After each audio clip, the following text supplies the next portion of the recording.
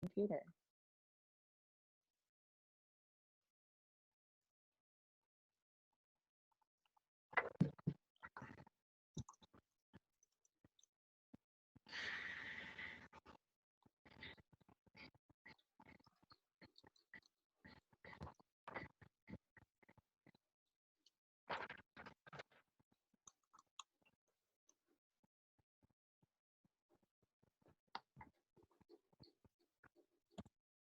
Okay, I believe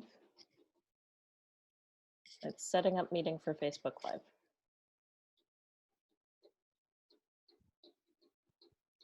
Here's that way.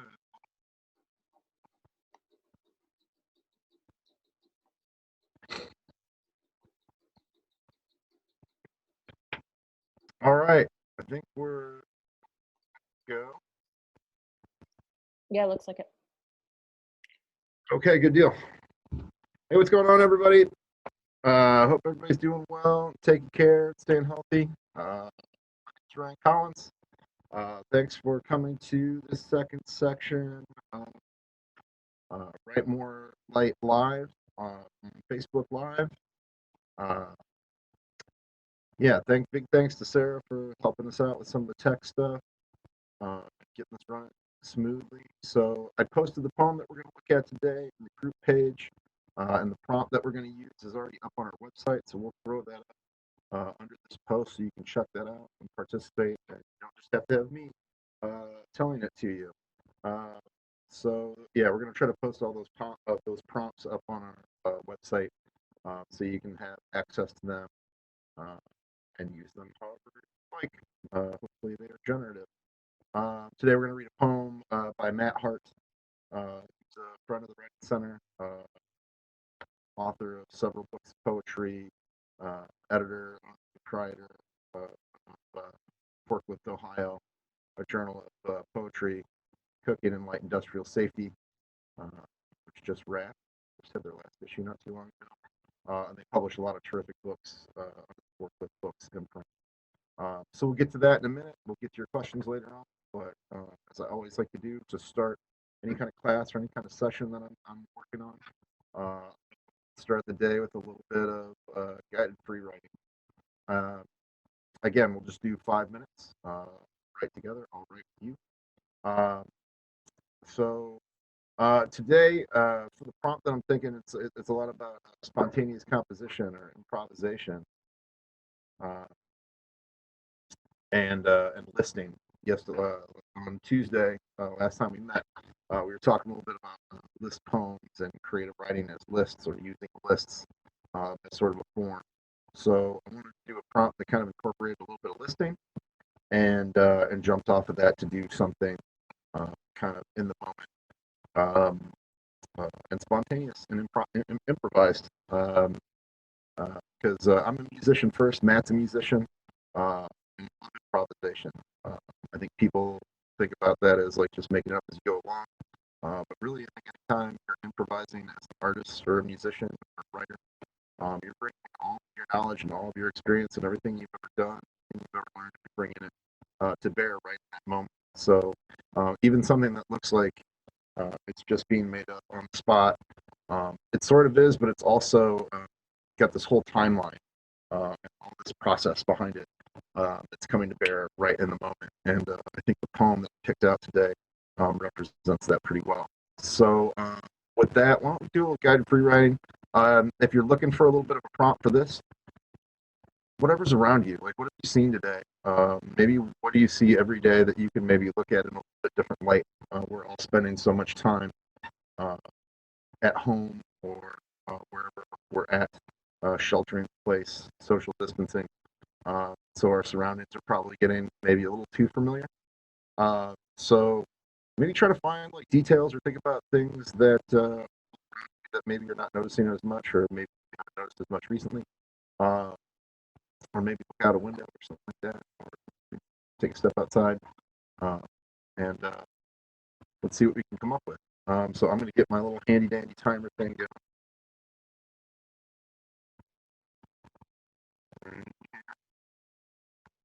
So for 5, I'll get my notebook and and we'll do this thing, and we'll reconvene and talk about Matt's phone. Cool. Cool.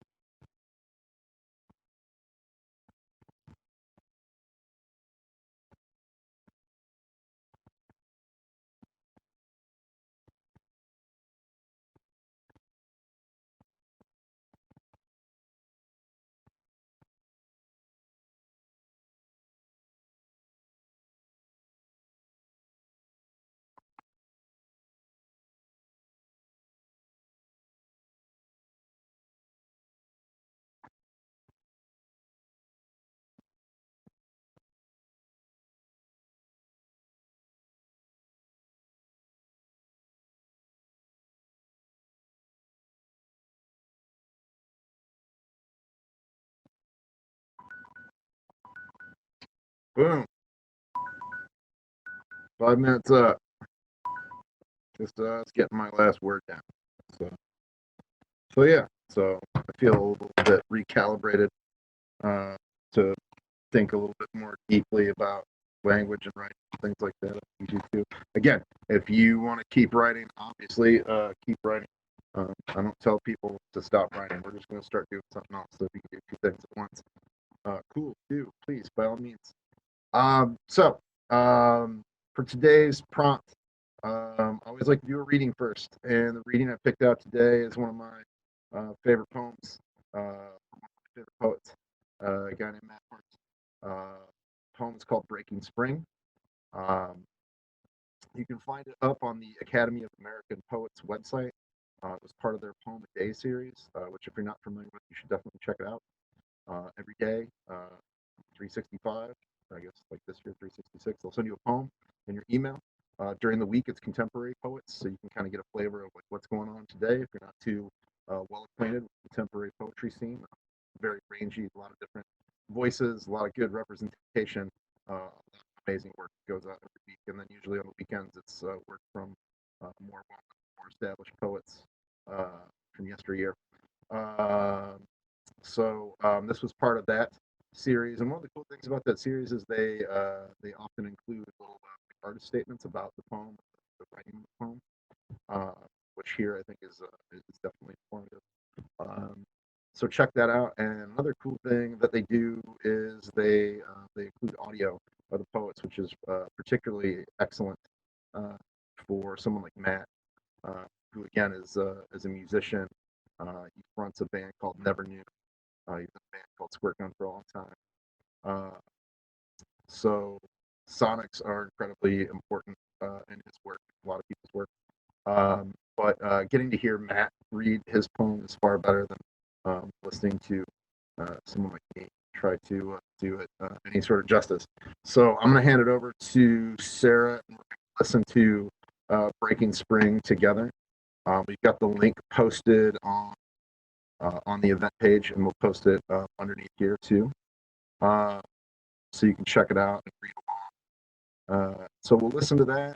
I'll give you a minute to kind of like check it out a little bit, and then I'll share some of my notes and some of my thoughts, and I'll get into explaining the prompt, and then we'll have a conversation while you're writing, studying, or teaching, or doing whatever it is that you're doing, whatever I can help out with. So with that, Sarah, please take it away. This is Breaking Spring from Matt Hart.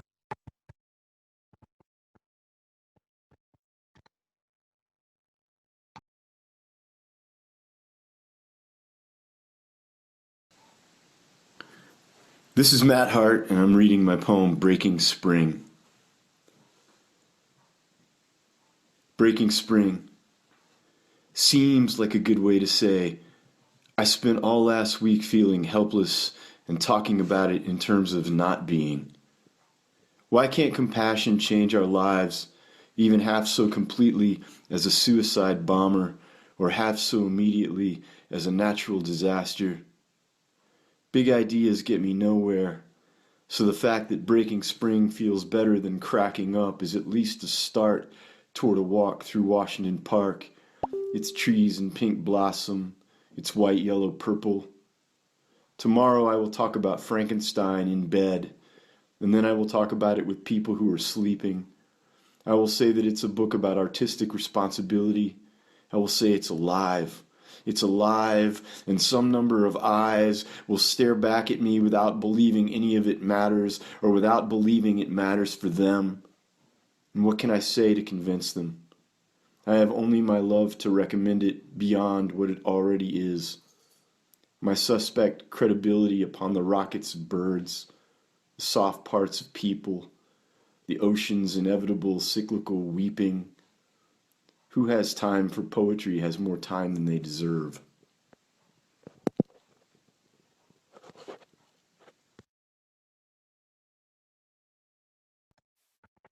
All right. So that was Matt Hart with Breaking Spring. Thanks to him for this terrific poem. Thanks to Sarah for the techno help and the scrolling poem. It's very dope. few things about this poem that I think are particularly terrific and sort of emblematic, not only of a lot of Matt's work, but I think of a lot of work that really speaks to me. I think really uh, includes some elements of musicianship and improvisation uh, in writing, which is something that I'm particularly interested in. I think many writers in all kinds of genres used to outstanding effect. And I guess I don't know if I said this last time, but usually when we're doing the Young Emerging Writers thing here, if I'm teaching a workshop, I tell my students uh, if you're reading without a pen in your hand, how much you're actually reading. So I try to take notes on everything just to give you an idea what I'm talking about. Pardon my chicken scratches, but these are kind of the notes that I've kind of got. Have read this a few times, whatever. So just some of the things that I love about this poem. For starters, is the way the title just kind of runs straight into the poem. It's kind of all one thing. Like we start at a gallop, and uh, it never really lets up, even though it's not. It doesn't feel like rushed or like kind of overwhelmed in its pace, but it's got pace. And it carries through. The lack of punctuation, I think, is another thing that does that. The use of caesaras or spaces within the line that sort of act in a way similar to like punctuation, but give the poem visually some space. Because I think one thing a lot of times, I think it's easy to forget about poems that we're always looking at a visual object. Any kind of text that we're looking at, not just poems. They're visual objects first, and we read for meaning and understanding. But I think it's always good to kind of like step back a little bit from it, particularly with poems that use maybe the field of the page a little bit. Kind of like step back from them, look at how they're sort of oriented on the page and how they're constructed, where there might be spaces and what those spaces are doing because they're doing something. And here, I think, yeah, they serve as punctuation or rests, to use sort of some music terminology.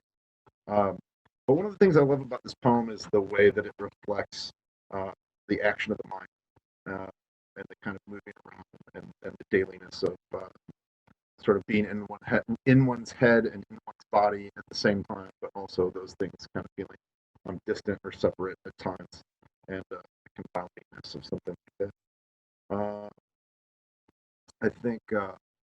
I think that's really interesting. I think I'm really attracted to writing that seems to make an effort to reflect the mind in action, which is really hard to do because we think a lot faster than we write. So I think Matt really captures that really well.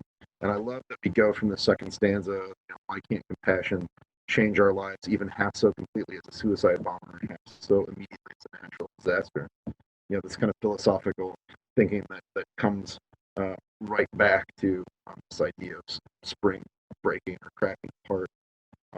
And then we're back in our body. Or Matt is back in his body. The speaker is back in his body. Running through the park. We're in the park and we've got blossoms and life all around us, and it becomes this very concrete, very immediate thing. Even though we begin with sort of a preoccupation with philosophical concerns that are maybe a little less bound by time. There's things that we kind of ponder and think about a lot. Maybe kind of come and go, and that we maybe revisit, maybe somewhat constantly for some of us. A lot of times I think writers are always trying to work through the same questions in different ways. And maybe there's some of that going on here. But that collision of sort of like philosophy kind of out of time and then the real time embodiment of like moving through space, moving through a park, observing nature, thinking about one's students and the interest they may or may not have in a given week's readings. Obviously here we're talking about Frankenstein, and I love the play on words with I will say it's alive. It's alive. And some number of eyes will stare back at me without believing any of this matters, without believing it matters to them. I think that's something probably a lot of teachers can relate to. Constant pull of what we care about and what we want to share with our students, and how much they want to receive the things that we care about, the things that move us. And hopefully that shared space is a big open flame, and there's a lot of room for that. but it's hard to know sometimes, and it's one of the cool things I think about being a teacher that non-teachers maybe don't consider sometimes. So I think that's really cool that that is in there. But the immediacy, the present tense of this, like this is happening now. This has a real feel of like a Franco here. I do this, I do that. Poem feels very much kind of rooted in that tradition. It's really beautiful. If you're not familiar with Franco Harris, was a great American poet, original member of the New York School of Poets, and wrote a lot of poems. He had a book called Lunch Poems. Wrote a lot of poems that sort of were just sort of read like accounts of what he's doing on his lunch hour. In some cases, it's very much what they were.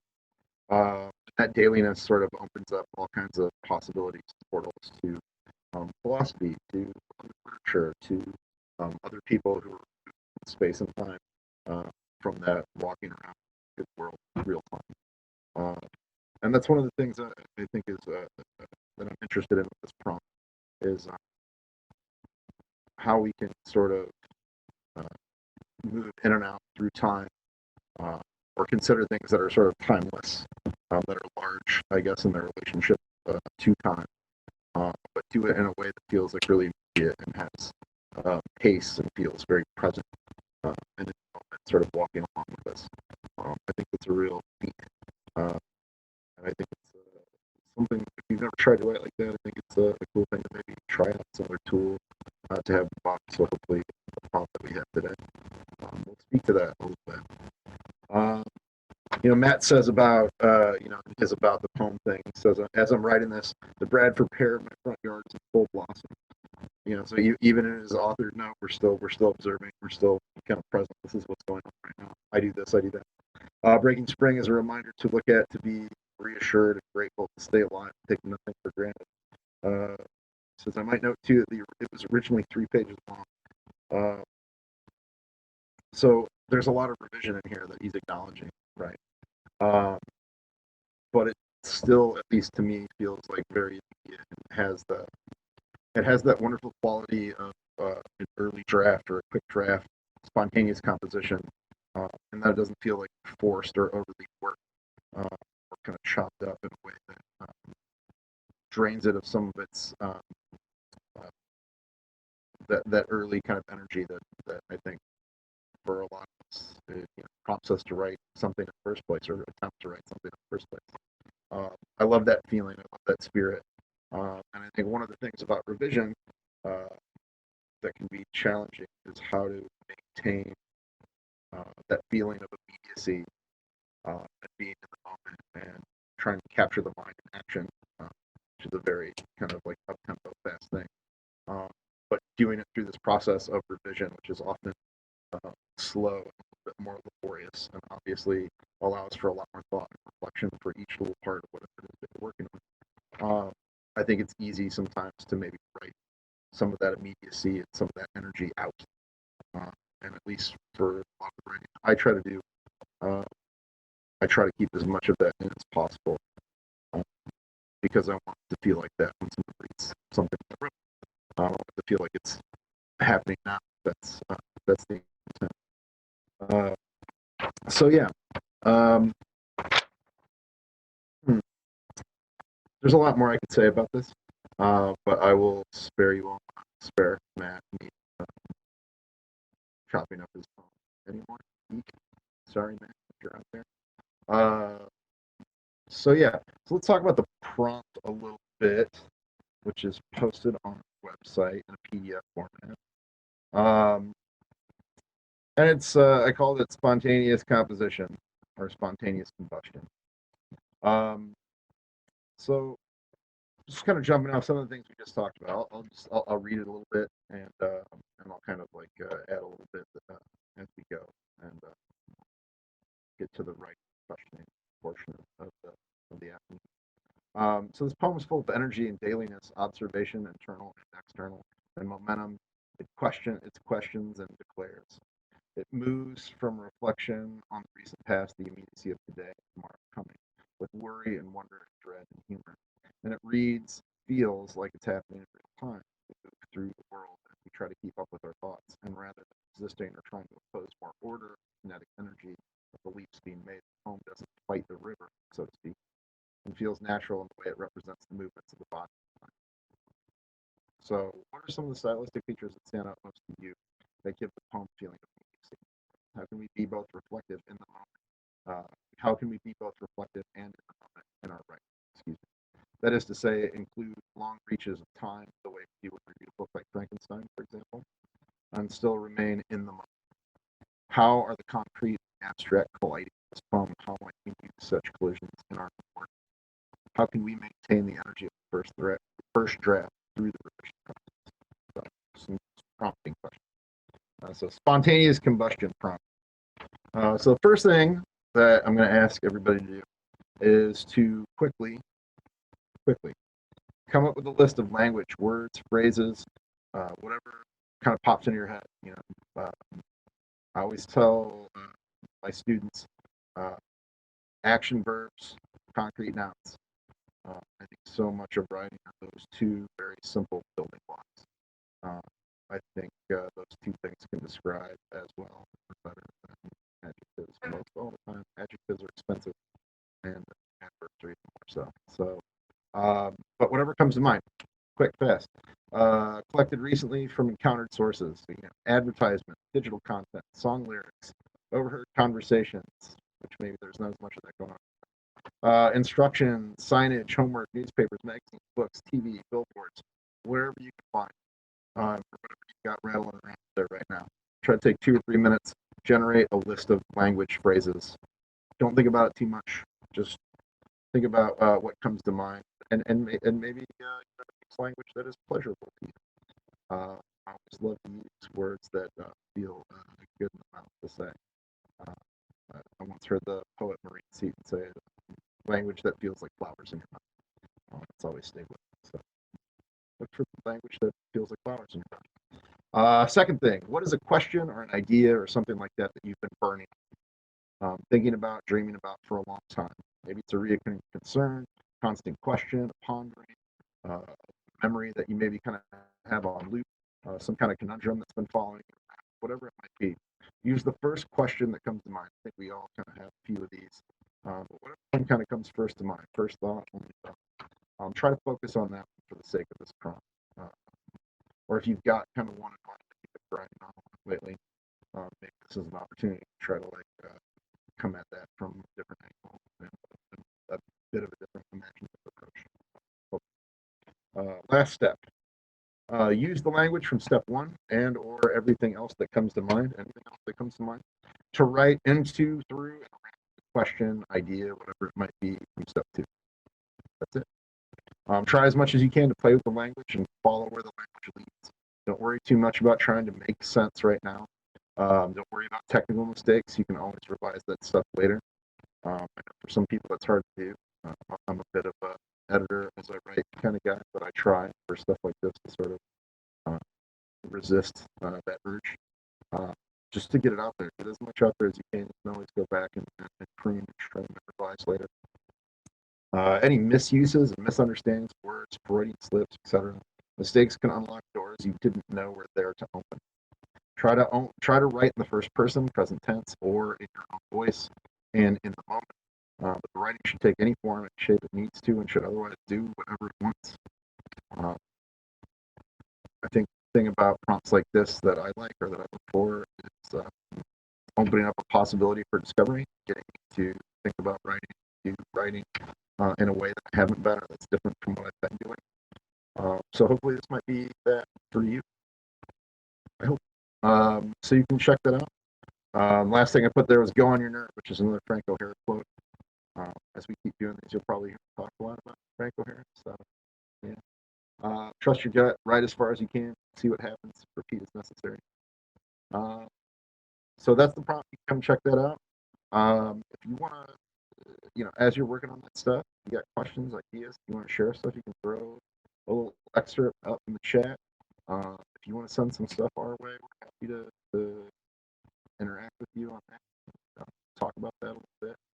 We've got a couple private writing groups that the Writing Center hosts on Facebook for people to share their work, get some feedback, connect with other writers, whatever it might be. So if you come up with something that you like, maybe one of the spaces would be a good place for you to check out. Post those links on the chat too. So yeah, so I hope that's useful. It looks like we're getting to be about halfway through this, which is around about the time that we open up the floor for questions and things like that. So if you got those things, please send them our way. Happy to talk about any writing related subject matter or assignments or ideas or anything that you have. Or happy to talk about Matt's poems more. Any poems, anybody's poems. Whatever you want to talk about, I'm here to talk with you. So reach out and let us know what you're doing, what you're writing, what it's like where you're at. Yeah.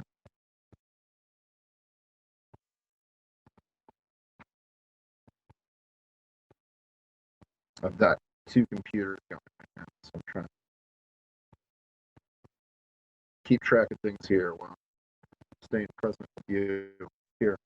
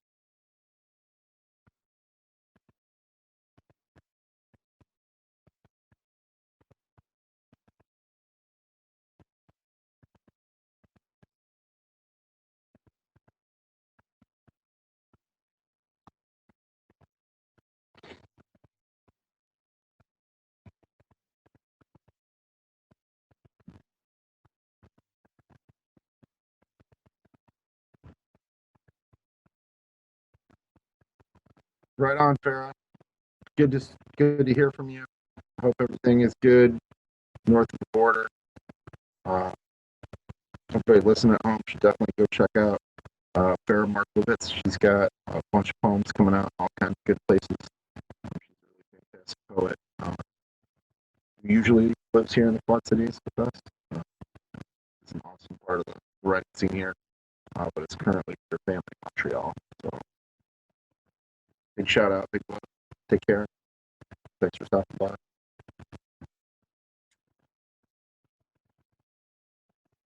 So I just got a message from a friend of mine about writing to music or music on while you're writing. Whether or not that's, do I listen to music while I'm writing? Is it helpful? It can be. I listen to music all the time. I don't know. I've heard a lot of people talk about this, and I've heard a lot of different opinions about this. Yeah, I mean, I listen to music pretty much all the time, especially lately when I've been stuck at home. I kind of dusted off my old beat up record player, my old cassette Walkman, got it plugged into things, so I've been listening to all kinds of music. But when I'm writing, usually I do listen to music sometimes, not always. But anymore, like the past few years, when I listen to music while I'm writing, or if I'm revising or something like that, I try to I listen almost exclusively to instrumental music because I love it. One, but also, at least for me, and just kind of how I pick up on language and my own kind of sensitivities, proclivities, I guess. I I pick up language where I find it. So if I'm listening to a song, if I'm listening to anything with lyrics, the chances of those lyrics winding up in what I'm writing in some way, or at least like impacting what I'm trying to write in the moment, are pretty great. So I try not to do that a lot of times, unless that's something I'm purposely trying to do. I know I've talked to a lot of writers who don't have that problem at all, and just kind of listen to whatever. Um, Usually, like it's more kind of a thing, uh, like whatever they're working on, whatever kind of mindset that they're in, they're trying to find something that's a good match for that, and it's going to help enhance that and generate for that. Um, yeah. Uh, if people, I'm sure there's some writers out there. Other people got thoughts on that. Please chime in because I think it can be a really generative thing. Uh, I find it really calming. It helps me kind of focus, whether I'm doing writing, working on stuff for the writing center, whatever it is. I listen to music all the time cooking, so it really helps me focus and kind of get into what I'm doing. My two probably standbys for that are a lot of jazz and a lot of bands on the Chicago label, Thrill Jockey. Big fan of the band Tortoise on all their various offshoots. So one artist I've been listening to a lot lately when I've been writing and working is a guitar player named Jeff Parker, who's got a couple records on a label called International Anthem that is definitely worth checking out. It has been a while lately with everything that's been going on. His music is really good. It's been good for stuff. So yeah, music good. But I'd love to know what other people listen to when they write, or other suggestions or anything that we can help share with each other.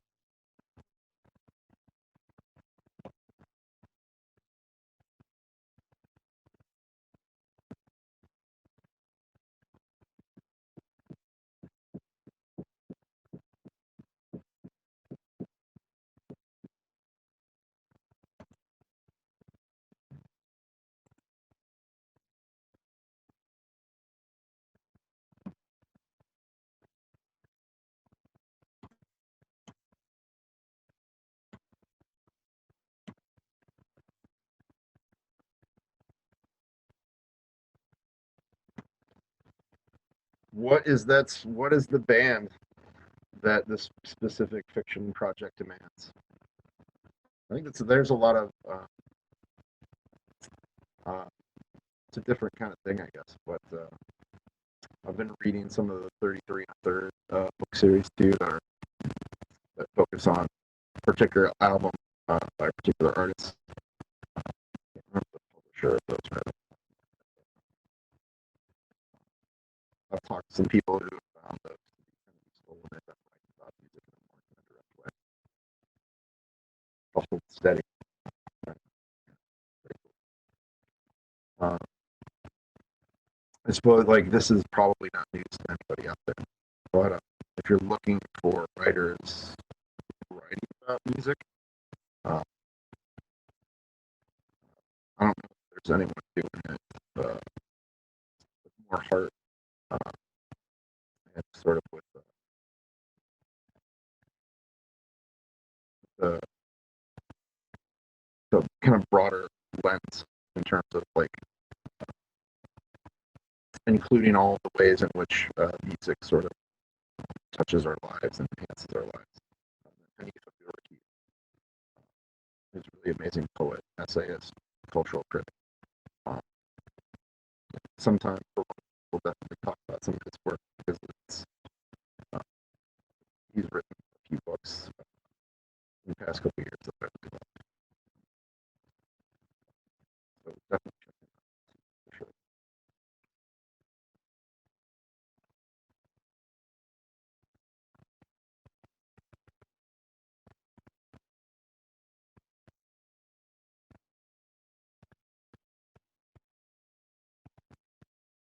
Hi, Steve. Hi, people who just joined.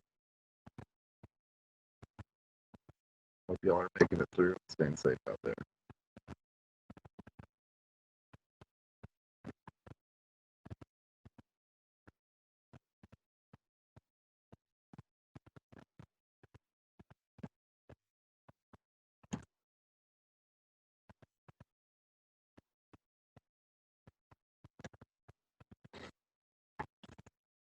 Yeah, sorry if there's audio issues. We're doing the best we can. Hopefully, there's no like echo loops or anything like that. We've had some very cool sound effect things happen unintentionally that I wish I could have grabbed on recording for use playing with the band.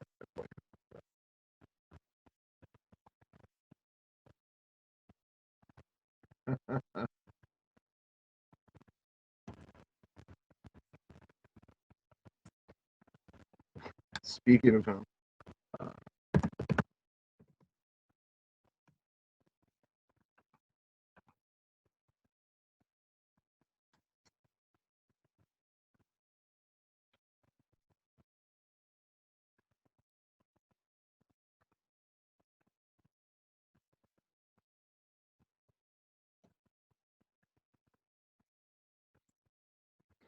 I just heard from my bandmates, so big love, fellas. Uh, someday we'll play again. I hope. I'd really love to know to hear from more people who are doing distance learning thing at home. Uh, for any teachers who are out there doing that difficult work. It's always difficult work, but right now, I think especially so. Um, for any teachers out there, if you're finding resources that are useful to you, if there are things that maybe you should know about that we can share and help amplify, anything that we can do to help you uh, have a little bit easier time doing all the things that you're doing right now, please send them our way, or please feel free to post them. We're happy to share and amplify the good work that people are doing, good resources that are out there. I know teachers, and my feed is full of people scrambling to try to do the very best they can for all their students. It sounds like they're having success under terrible circumstances. So feel free to send that stuff along, share that stuff. We're happy to help them.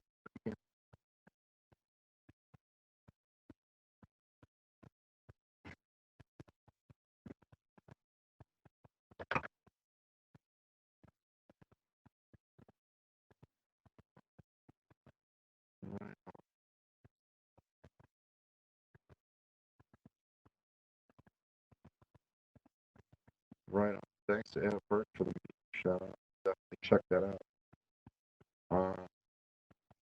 Man, it looks very cool.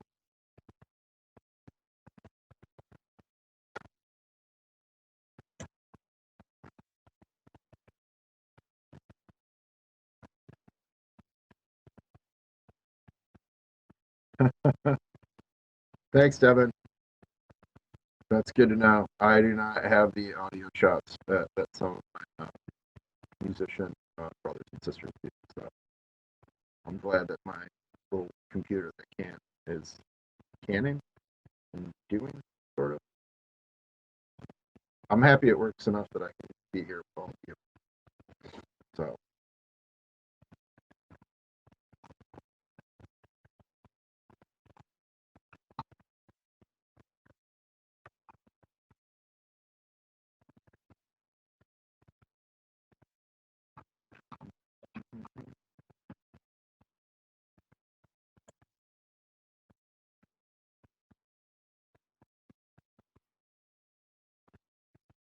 anyone other than Frank or who does the present field?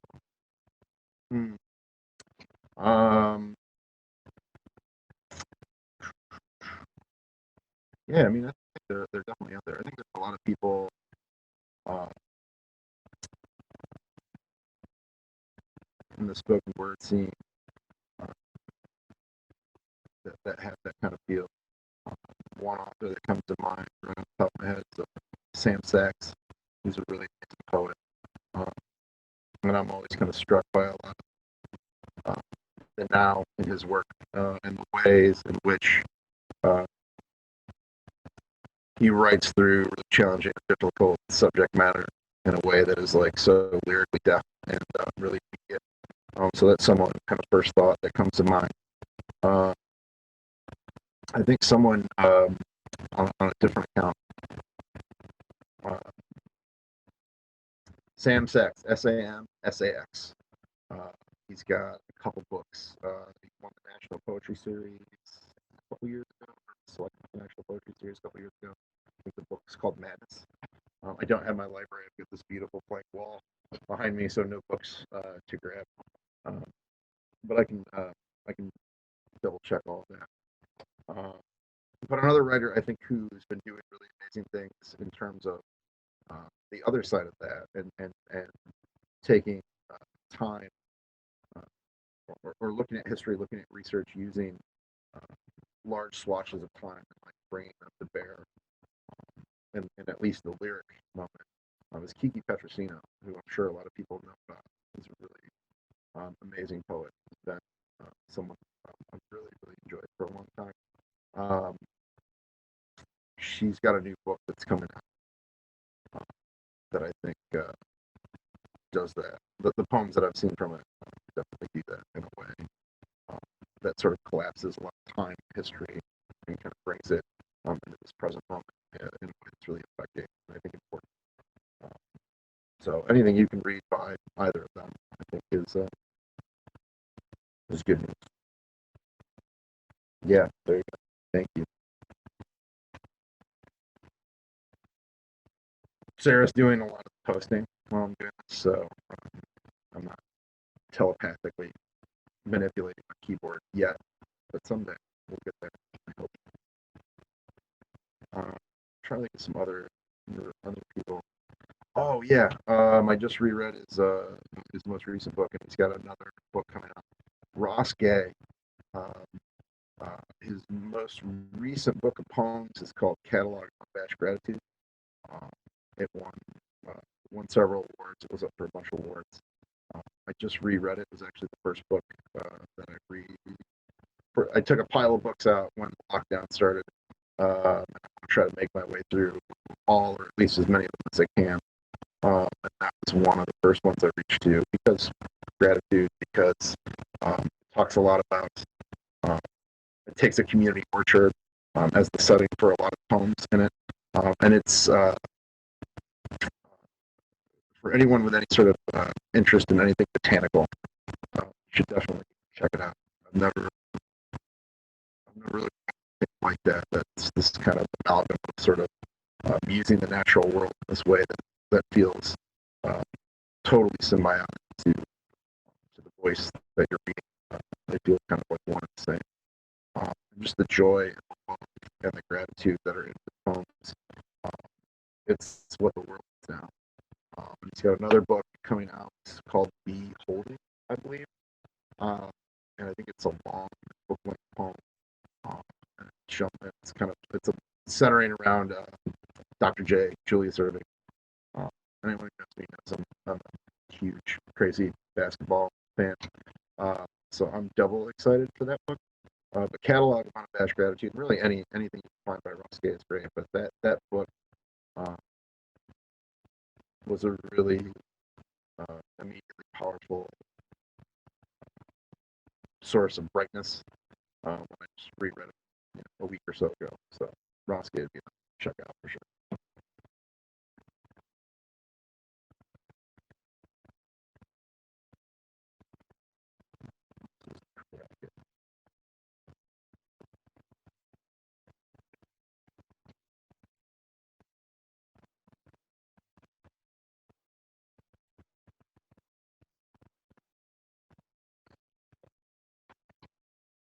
And yeah, as always, if you've got any recs, if there are authors, writers, presses that we should know about, that we can help let people know about, that you know about, that we're maybe not talking about later, please let us know. We're always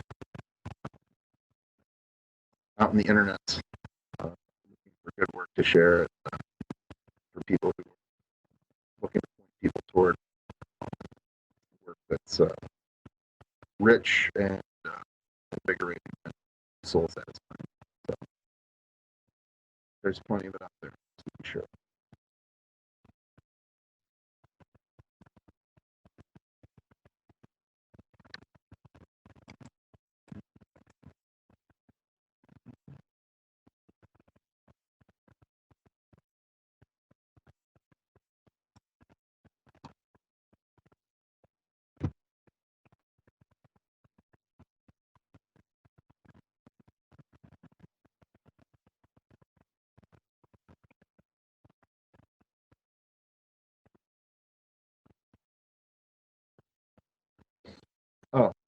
As far as other writers along the same line, so Matt's most recent book of poems came out from a press called Yes Yes Books.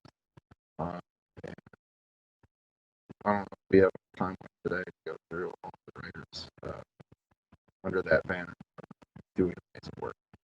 A lot of them doing have that kind of immediacy to their work. I know Gail Marie Thompson just put out a book with them. Yeah.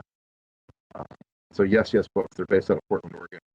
I mean, too many amazing titles to name, but they put out Matt's last book not too long ago. Yeah, and they're just someone I definitely kind of keep an eye on because pretty much everything I read from them is pretty tremendous. So definitely worth checking out. What is the best way to record readings to share? I guess it kind of depends what you want to do. We're kind of figuring this out at the same time as everybody else is, so I don't know how much authority we have. But the one reading that the Writing Center has hosted virtually, I think went pretty well. I think the video of it is up now on YouTube. It went pretty well thanks to Sarah, who's making this work now. So thanks again, Sarah. You're the best. I think it kind of depends. I know I've been asked in the past to share pre-recorded videos. I know I've been asked to share like audio clips and things like that, like the one that is posted with Matt's poem on the Academy of Arts and Poets site. I think it depends on what you want to do. If you're trying to have a live reading on streaming on YouTube or on Facebook or on some other website, something like that, probably will get something like Zoom or some sort of teleconferencing. Just to host however many people that you can host. But if you're just trying to do videos of yourself reading, and so you can share your work however you want to share it, if you've got a smartphone, mobile phone with camera on it, camera mic, audio might not be great.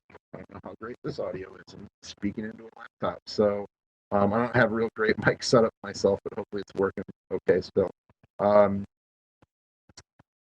But those things have worked fine. The Writing Center has a little digital audio recorder that works really well. So we use that for things that I've done. We've had other writers come in here and use that. When we are able to be in the library is very quiet. Our office is very, very quiet.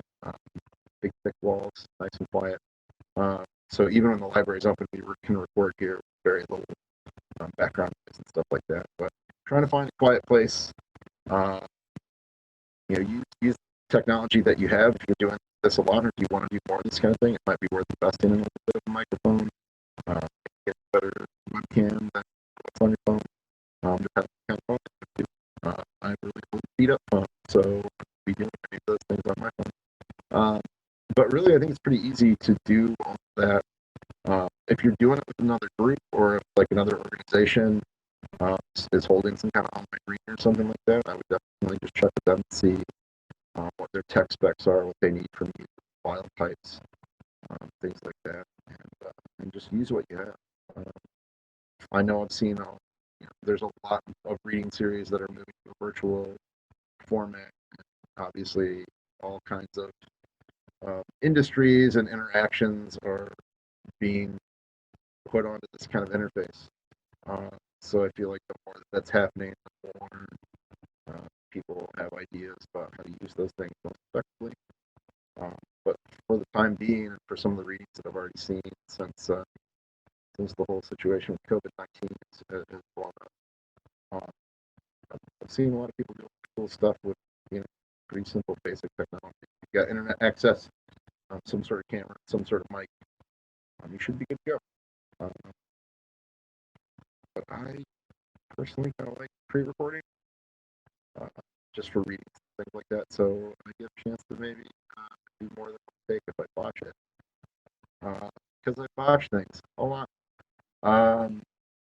So yeah, that would be my suggestion. And I've seen a lot of people just posting on their own page. They're not waiting for a read series or anything like that. But all that stuff is terrific, but there's nothing stopping any of you from sharing your work, however, share it. If you're on a platform like this where you're connected with other people, I hope that the people that you're sharing it with are receptive and warm and constructive with their feedback.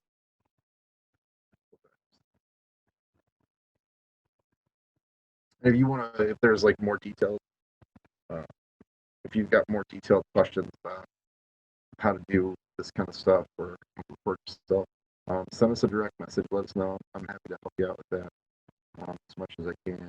And once we're all back up and out in the world together, we're happy to do those kind of things for writers in our community, definitely for our membership. But yeah, just reach out. We're happy to get you set up and try to help you out however we can.